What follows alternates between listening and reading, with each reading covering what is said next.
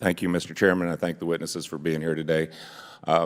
As I continue to listen to the rhetoric from the other side of the aisle, we can pretend that Obamacare is popular, but it's not. People didn't want Obamacare. They didn't want socialized medicine when it was crammed down their throats several years ago. To sit there and demagogue Republicans for just trying to make this into something it isn't is disingenuous, and today's hearing is a great example of why one of the reasons this is failing. Dr. Cohen, what qualified CMS to set up and provide oversight for these co-ops in the first place? The Affordable Care Act provided the statute and the funding for the co-op program.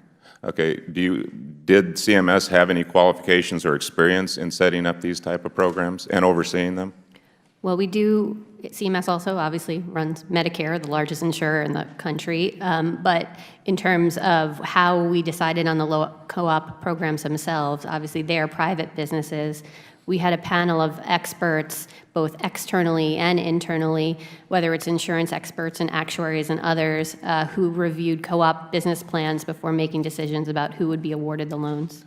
Okay. And I guess at the beginning it was accepted that probably only about 60% of these loans at best were going to be paid back. So I question, why weren't they just called grants, or at least a large majority of the money? So they are very much loans, and we do very much expect to get taxpayer dollars back for those loans. And that's what we intend to do. Okay. How many co-ops were initiated? 24. Okay. How many of them are still in existence? 11. 11, so more than half have failed? Yes, that is correct. And there is only 11 currently operating. And so that loan money we're probably not going to recoup, right? So we are in the process of recouping that loan money right now. How much money are we talking? So we've just started that process, as most of these co-ops have just shut their doors about 6 weeks ago. So we go through an extensive process of making sure they continue first their claims run out, and then we'll look at their, the excess revenue, and then use all the tools available to us through their loan agreements and state and federal law to pull back federal tax dollars. Okay, Tennessee had Community Health Alliance, or CHA. By the end of 2014, they had only had about 2,300 members out of a projected 25,000, resulting in a loss of $22 million for the year.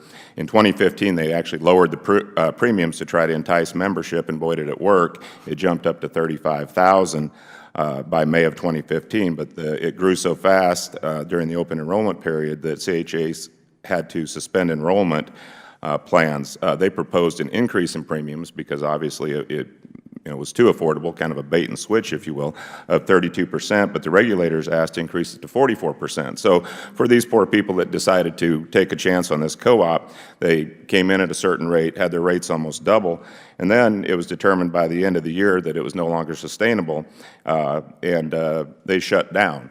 So a cap was imposed on Community Health Alliance on September 29th, and then just 2 weeks later, it closed its doors. How can you say that these corrective measures are useful when 50% of the co-ops subject to caps have failed? So we use the corrective action plans when we identify something that we believe is correctable.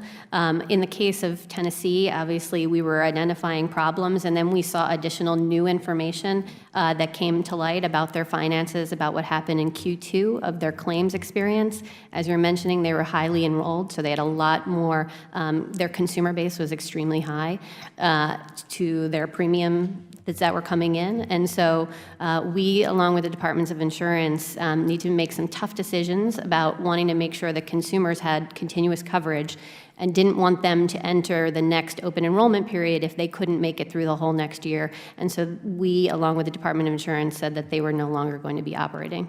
And this is not just Tennessee. This has happened in a lot of states, correct?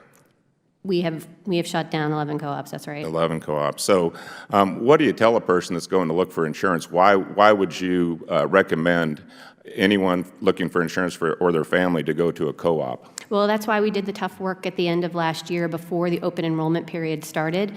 We, along with the state departments of insurance, took a seriously hard look at these co-ops to make sure the ones that would continue forward, we had the confidence would make it through 2016 for their consumers. But you say that this CAP program is the solution to fixing these problems. How many programs were under caps that have failed? So I don't think the cap is the only solution. I think the co-ops themselves are really the ones who are going to be the ones to determine whether or not they ultimately will be successful. They have a lot of work to do to rapidly mature their entities. They're small businesses, as you know, and they're still getting their foothold on this business. So I think caps are one way for us to identify correctable problems, but certainly the state departments of insurance are doing their own work as well. Yeah, but bottom line, the CMS was given in excess of $2 billion to help oversee these, and over half of them have failed, but yet you're asking us to have the confidence to continue to support organizations that are